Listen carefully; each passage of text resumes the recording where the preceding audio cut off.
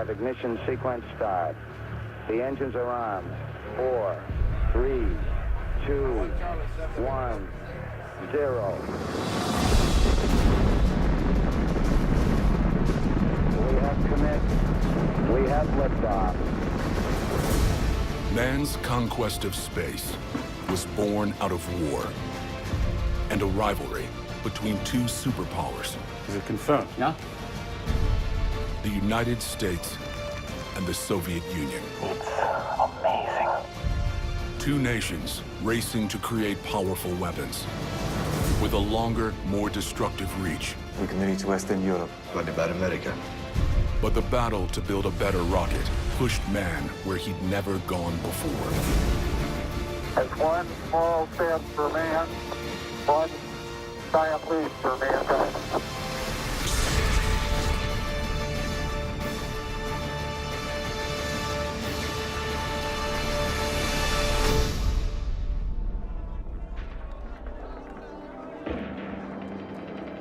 In the closing days of the Second World War,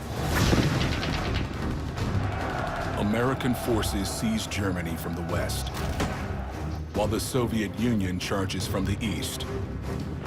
In there. Stay alert. The two allies are in a race to get their hands on the Nazis' most powerful weapon, a long-range rocket known as the V-2.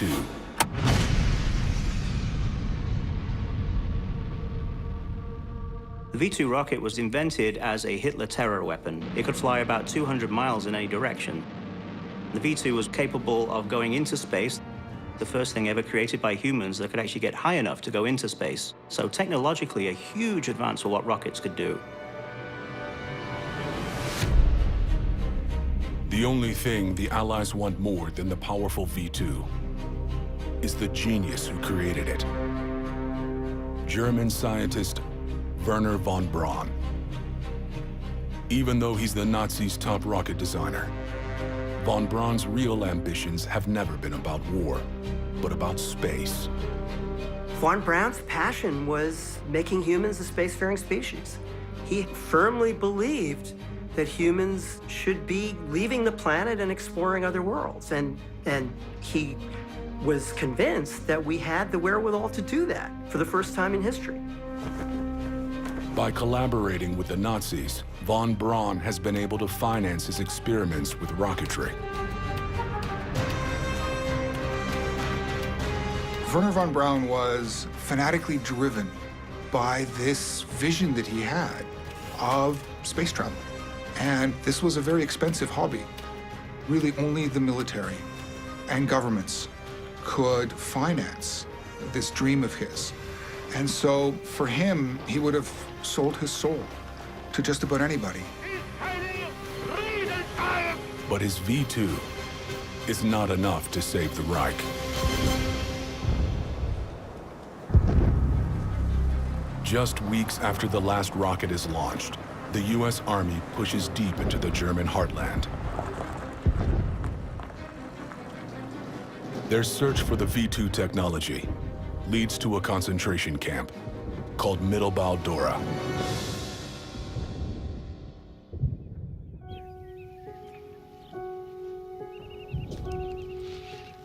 You two, in there. You two, scour that building.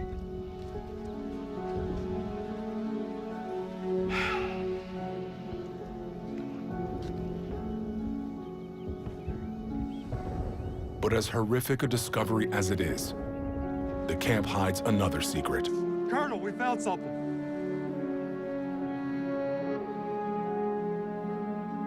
A vast underground V-2 factory, only recently abandoned.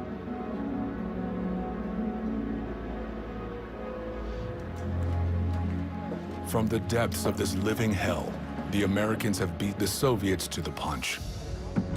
Open it up.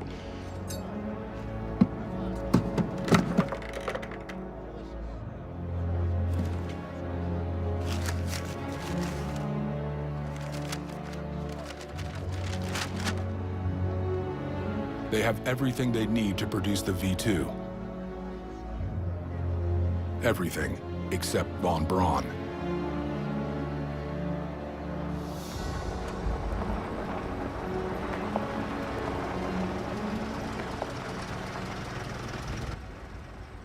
But the Americans are in for another surprise.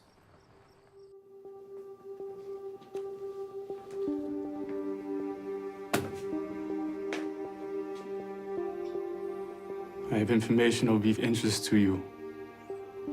In exchange, I want assurances for me and my team. Von Braun saw America for what it was, which was a very, very deep pocket and purse. Only the United States could afford to pick up the tab for his dream of space travel, his dream of building rockets that could escape Earth's gravity. The U.S. government is now in possession of the world's most sought-after rocket scientist.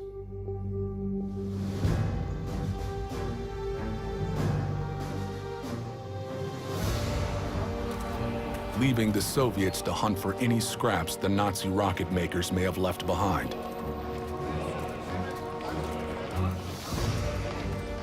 Their search team is led by a man who is a brilliant rocket scientist in his own right, Sergei Korolev. In there.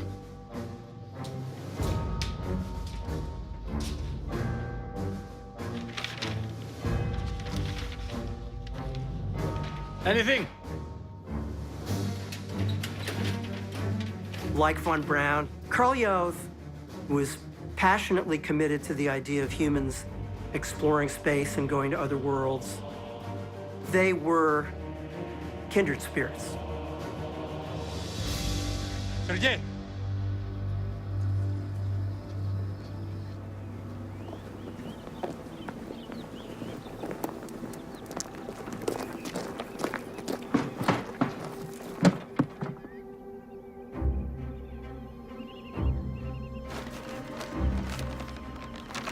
The Soviets stumble upon a hidden stash of documents and spare parts that the Americans missed. Now, Korolev has the means to build a rocket capable of traveling into space or striking any enemy of the Soviet Union.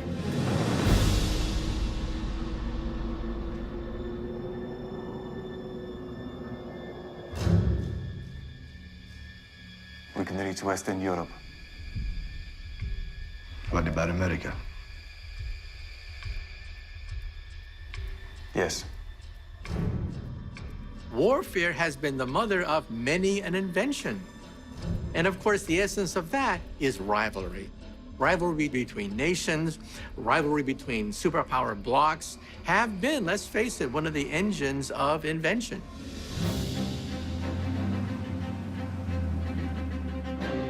In order to make a weapon capable of reaching America, Korolev needs to improve upon the design of the V-2. The Russians start elongating the rocket so it can hold more fuel, giving it slightly bigger engines, designing their own guidance systems. The V-2 they rechristen the R1, and then they move to the R2 and the R3 and the R5. As Korolev begins to perfect his rocket, the military throws him a new challenge.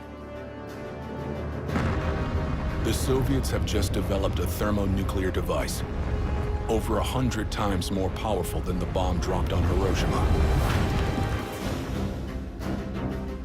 And they want to put it on a rocket. Now, Korolev's missile will have to somehow carry almost double the payload.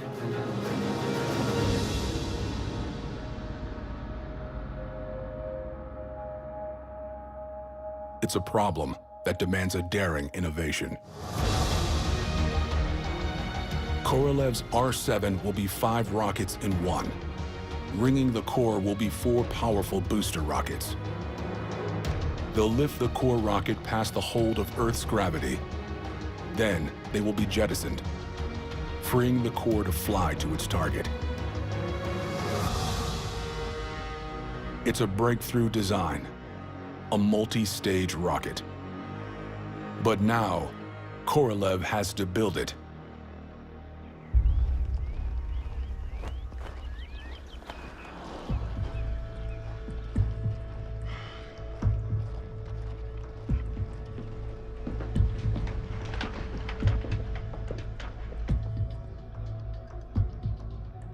Your orders are to keep waiting. While Korolev is advancing rocketry, the man who created the V2 is getting nowhere. Werner von Braun and a team of German scientists were brought to Texas, to a military base, and ended up spending 5 years kept on ice by the American authorities, who said, well, we may not need you at this very moment, but one day we will need your services. 5 very frustrating years for Mr. von Braun. Von Braun's dreams of space travel have been grounded. But he's about to get help from an unlikely source. Another visionary named Walt Disney.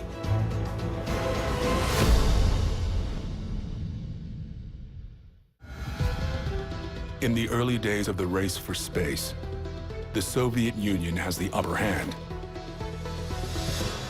Led by Sergei Korolev, they are developing a multi-stage rocket capable of carrying a nuclear bomb.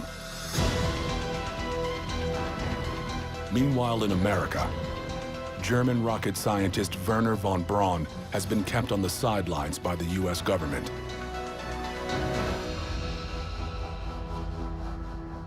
But he isn't willing to sit idly by any longer.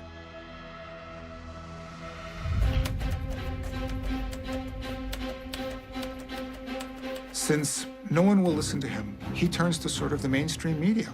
And he sends out on spec an article to Collier's, which at the time was one of the most popular magazines in the United States.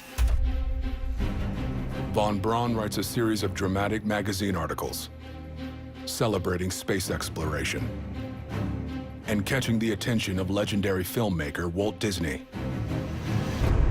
Robots. Driving electric cars. I mean, flying cars. No. I'm not hearing thrilling. I'm not hearing inspirational. It needs to be big. Disney has been designing a new theme park called Disneyland and is looking for a way to promote its future-themed Tomorrowland.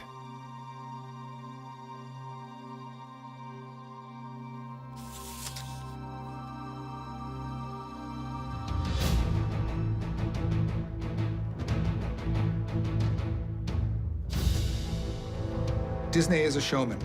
Disney sees in von Braun an effective sales tool to market this new theme park that he is building on the orange groves of California.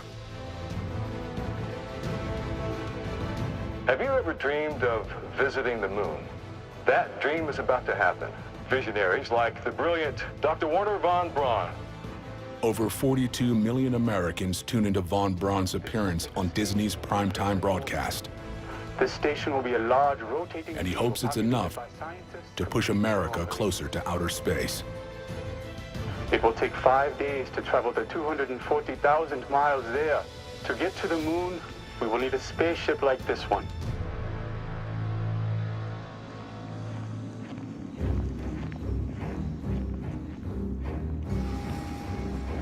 In the Soviet Union, Sergei Korolev has been developing a multi-stage rocket, armed with a nuclear bomb and capable of reaching America. After years in development, Korolev's R-7 rocket is finally ready for its first launch.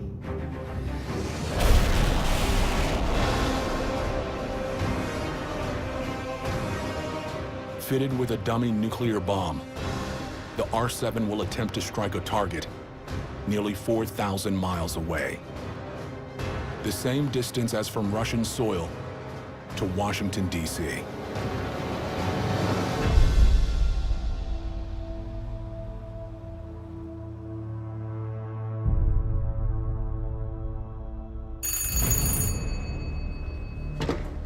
For Korolev, everything is riding on a successful hit.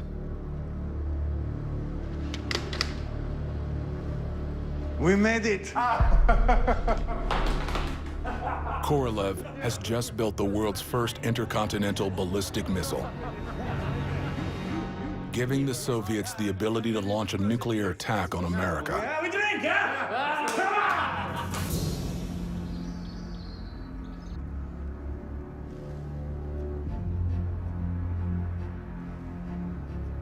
Our assets in the region, what do they say?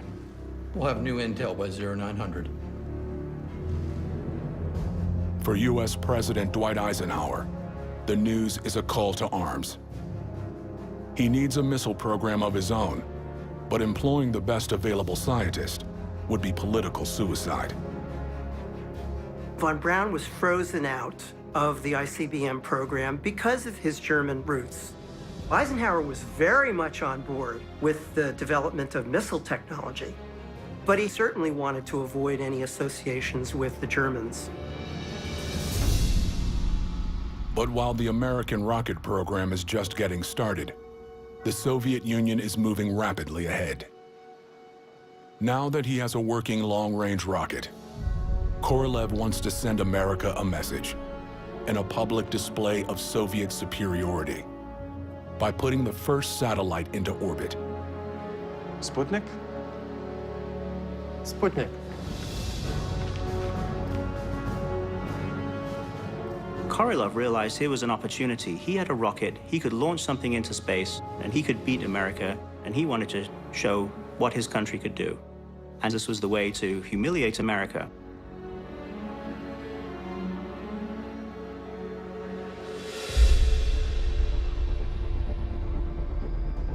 Sputnik weighs less than 200 pounds, contains only a radio transmitter, thermometers, and batteries, and takes just a month to construct.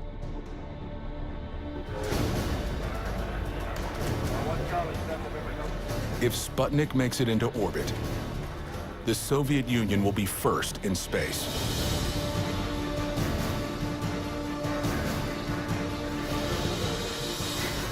Ignition sequence started. 4, 3, 2, 1.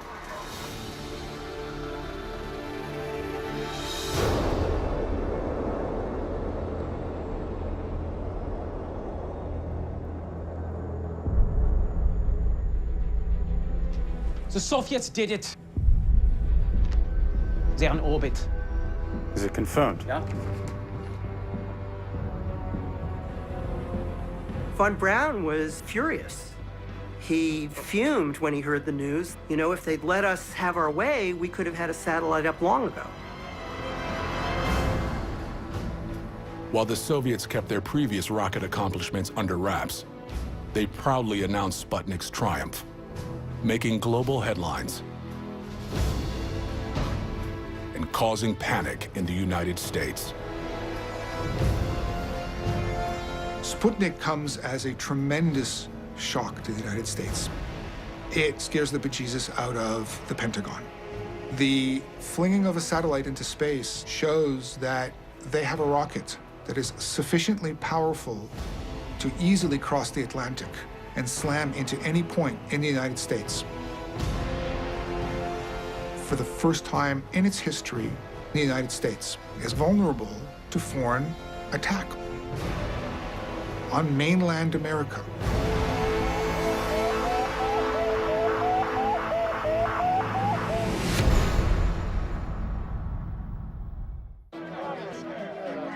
Soviet rocket scientist Sergei Korolev has launched the world's first satellite,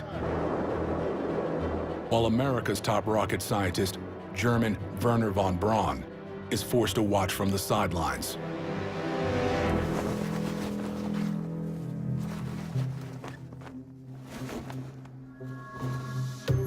In response to Sputnik, President Eisenhower announces that the U.S. will launch their own satellite, but it won't be done by von Braun. It will be launched by the United States Navy. The mission is called Vanguard. It will be America's first live public launch, and the whole world will be watching.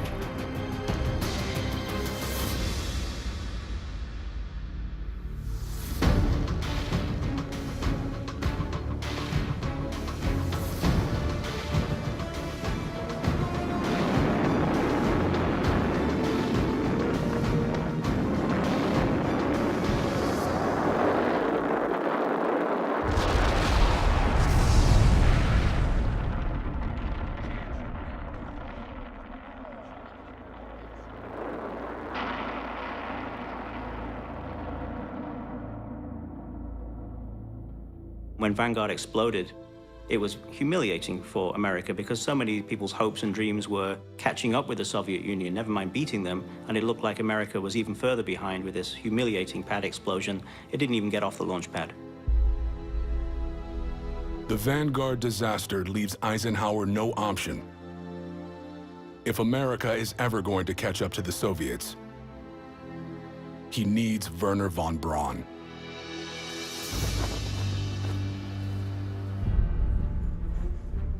For von Braun, it's the opportunity he's been waiting a lifetime for. He and his team get to work on building a rocket equipped to put a satellite into orbit. It's called the Jupiter C. Von Braun is a one-man designing machine and can look at a rocket from head to toe and know what every single piece fits into the big picture. He can make adjustments on the fly, whereas many others have to go back to the drawing room. Wernher von Braun was brilliant. In just 5 weeks, von Braun's rocket is ready to put the first U.S. satellite in orbit. If he succeeds, he'll be the hero of the fledgling American space program. But if he fails, the United States will fall even further behind the Soviets.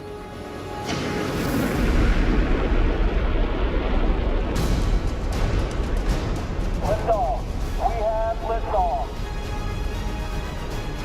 With the success of the Jupiter C, America is finally in the space race, thanks to Wernher von Braun.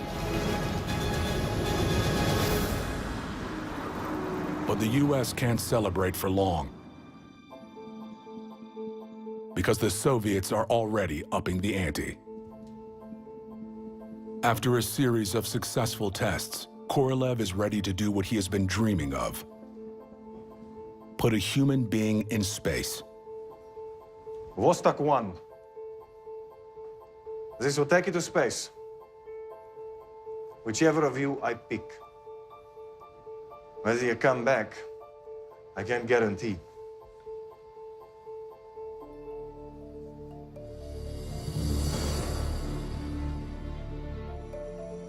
For the world's first cosmonaut, he picks their most promising young pilot, Yuri Gagarin.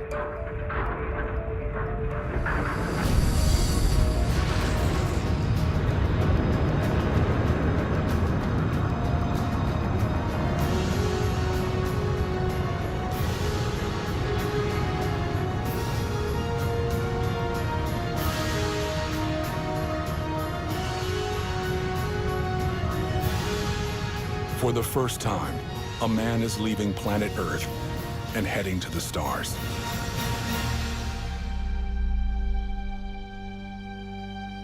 Amazing. What beauty. Such incredible colors.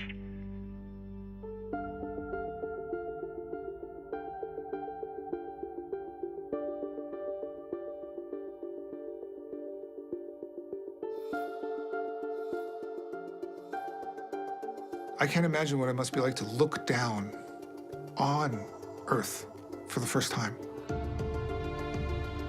Everything is suddenly reduced.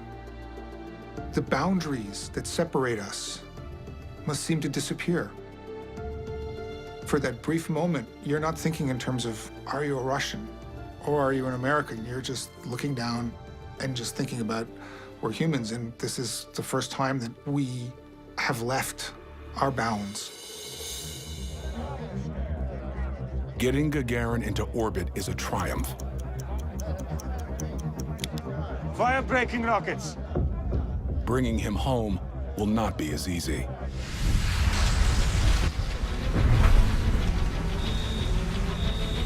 Negative re-entry separation. Repeat, negative separation.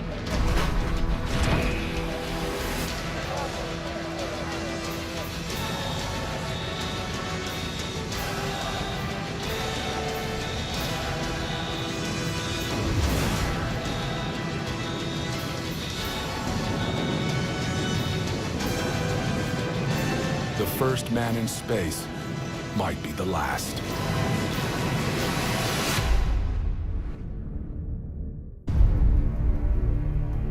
Earth's orbit has become the front line of the Cold War. Led by Sergei Korolev, the Soviets are winning the race. They've put the first man in space. But Yuri Gagarin's re-entry capsule fails to completely detach from its service module. If he can't break free, he'll surely be killed by the extreme heat when he re-enters Earth's atmosphere. But the cables tethering Gagarin's capsule burn away first.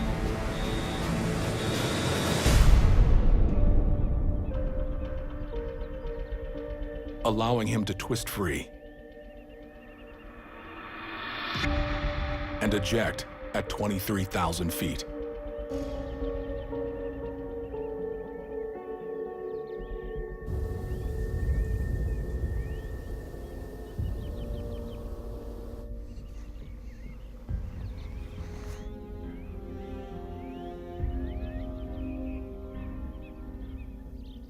He's 200 miles from his targeted landing site. But Gagarin has survived. In just 108 minutes, he's traveled over 25,000 miles. Gagarin is now a national hero. Less than 5 years after Sputnik, the Soviets have beat the United States to space once again. The new American president decides to raise the bar.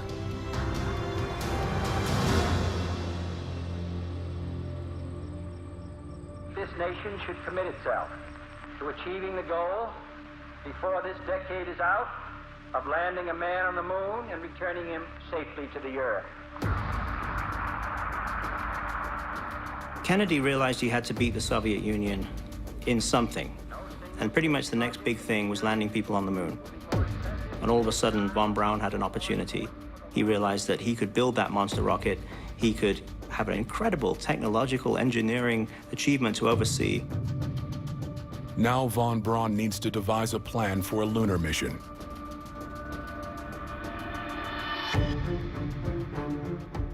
Landing on the moon was largely classical physics. It's like there's gravity, we're going to build rockets that can produce this much thrust. And von Braun had run the numbers. The moon was achievable. Von Braun fears a direct launch would be impossible. So he comes up with a way to build a lunar lander in space. More than a dozen rockets would rendezvous in Earth's orbit, forming a space station where a large lunar lander would then be constructed.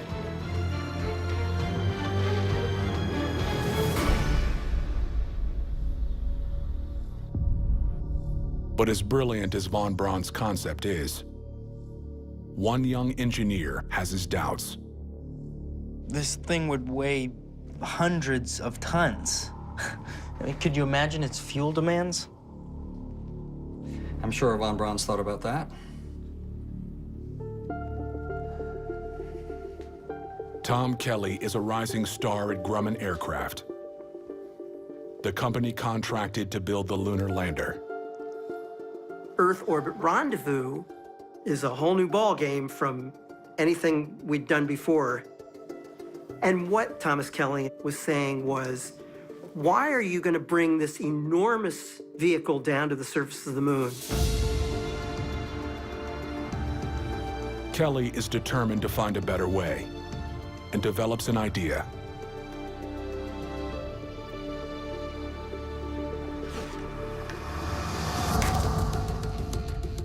Instead of launching into Earth's orbit, Kelly's rocket would enter the moon's orbit, where small landing craft would detach and land on the surface of the moon, then launch back to the mothership and return to Earth.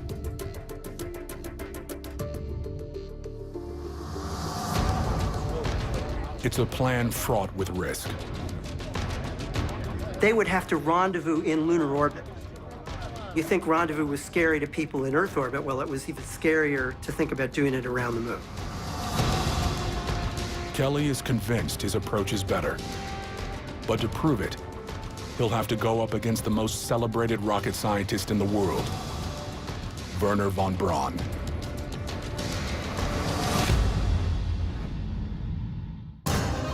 By the early 1960s, the Soviet Union has taken a commanding lead in the space race, launching the first satellite and the first man in orbit. Before this decade is out, President Kennedy has set an aggressive goal for America of landing a man on the moon by the end of the decade. But figuring out how to do it is turning into a battle.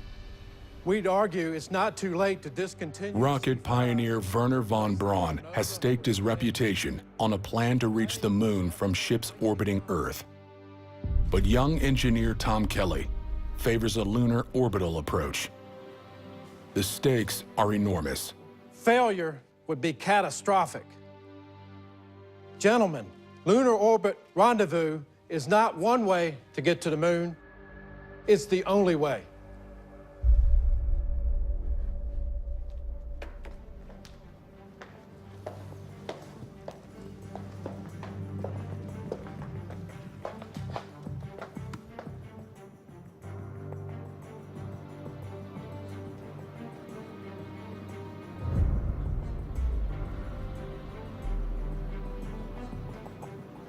I've spent the past several years developing an Earth orbit rendezvous approach to landing a man on the moon. After analyzing proposals of other methods, it is my recommendation that the lunar orbit rendezvous is the most practical solution. For von Braun, it's a stunning reversal. It wasn't what he wanted to do. But when he realized that this was the way the wind was blowing, and he realized that the engineering numbers were lining up, he was pragmatic enough to change his mind and realized lunar orbital rendezvous was the only way America was going to do it by the end of the decade, which was the deadline that Kennedy has set.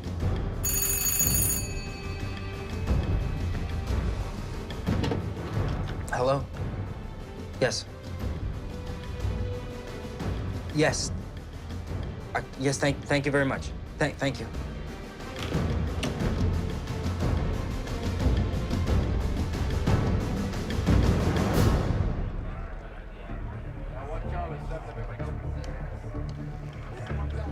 While von Braun and Kelly start building, the Soviet Union is hardly sitting still.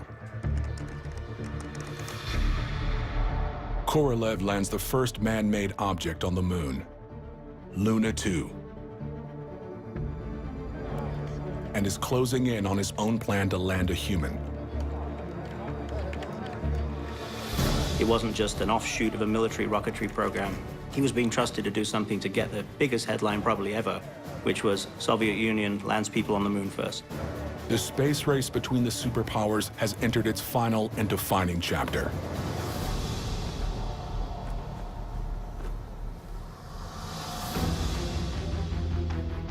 To get men to the moon, von Braun will have to build the largest, heaviest, and most powerful rocket the world has ever seen.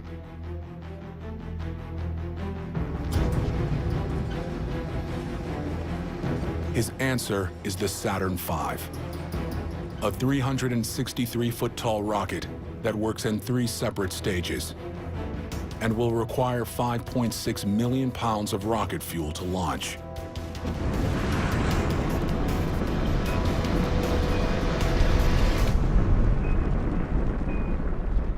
On November 9th, 1967, the first full trial of the 3-stage rocket is a success.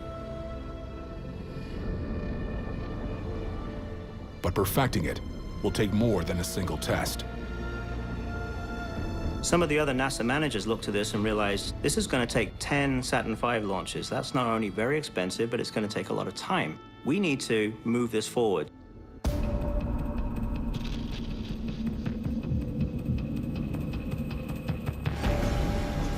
With just over a year left until President Kennedy's deadline, NASA decides that in December of 1968, the third test of the Saturn V rocket won't be a test at all, but will become Apollo 8, the first manned mission to orbit the moon. There are very few things that have ever been launched like that, and that's very, very quick on your third launch to trust it.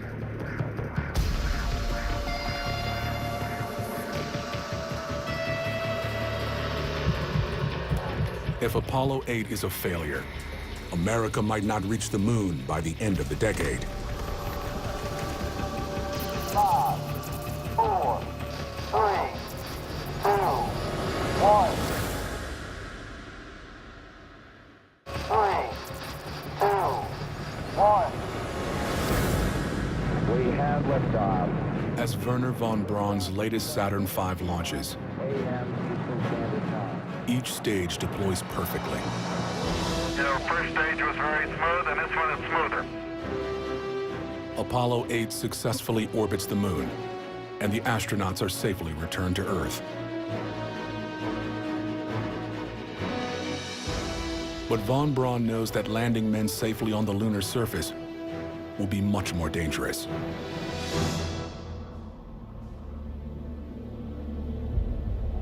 The Soviet space program is losing its lead, and now it's lost its leader. In 1966, Sergei Korolev, the man behind the Soviet Union's historic space accomplishments, dies at the age of 59. His remains are interred in a place of honor, the wall of the Kremlin.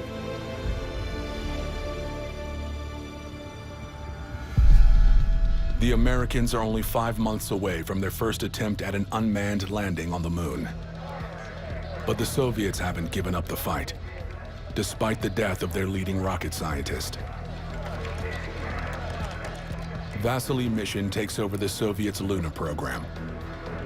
In February 1969, he launches the first test of the N-1. It's the Soviet equivalent of Wernher von Braun's latest rocket, the Saturn V. 3, 2, 1.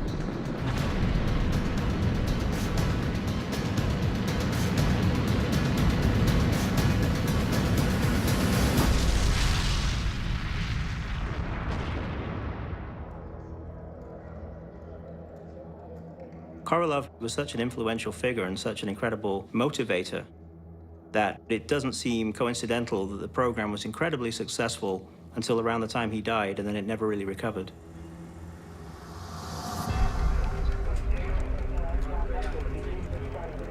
Back in the United States, von Braun and his team continue to rehearse the steps for a lunar landing with Apollo 9 and Apollo 10.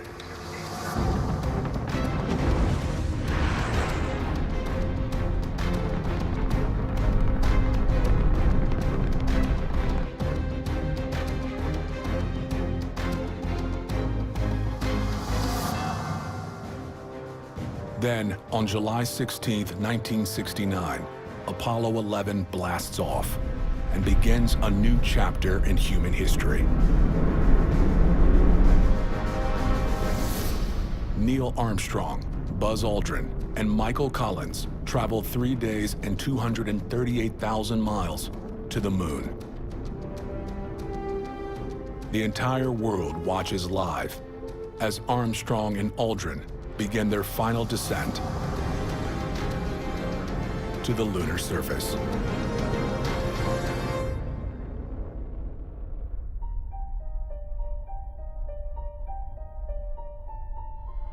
It's one small step for man, one giant leap for mankind. On July 20th, 1969, Neil Armstrong becomes the first man to walk on the moon. People could actually see something happening historically. You could actually watch Neil Armstrong make those first steps on the moon live on your television. And it's something that everybody alive at that time remembers exactly where they were and what they were doing.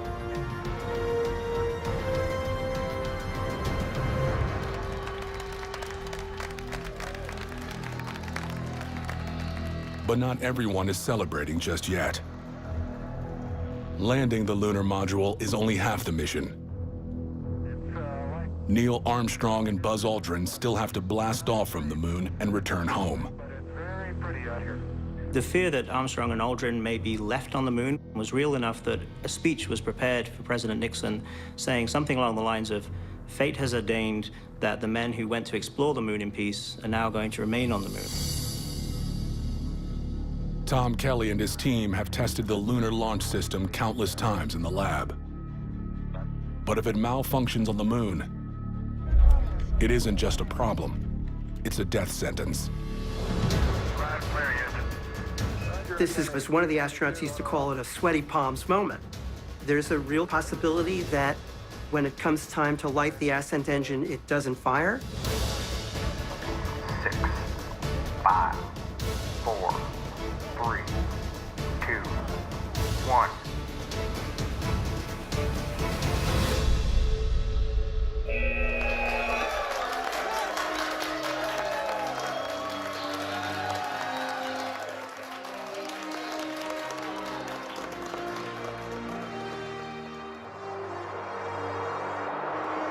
Beautiful. Very smooth. Very quiet ride. Armstrong and Aldrin successfully leave the moon and reunite with Collins in lunar orbit. Apollo 11 is the first of 6 successful lunar landing missions over the next 3.5 years.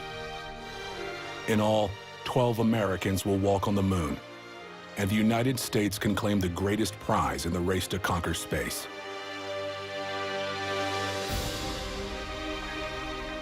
If Sergei Korolev had not died, who knows if the Soviets would not have reached the moon first. His passing was really a crippling blow to the Soviet space program. They couldn't put a man on the moon. They couldn't compete with the Americans on that score. Wernher von Braun spends the rest of his life introducing a new generation to space travel, developing the concept behind NASA's Space Camp program, and helping to establish the National Space Institute. For decades, the United States and the Soviet Union continue their space rivalry. But during the Cold War, the two superpowers find success in collaboration as well. And Russia and the US launched the International Space Station in 1998, furthering man's conquest of the stars. There's this incredible universe of ours that was always beyond reach. And that's where the space program changed everything. It expanded and exploded our horizons.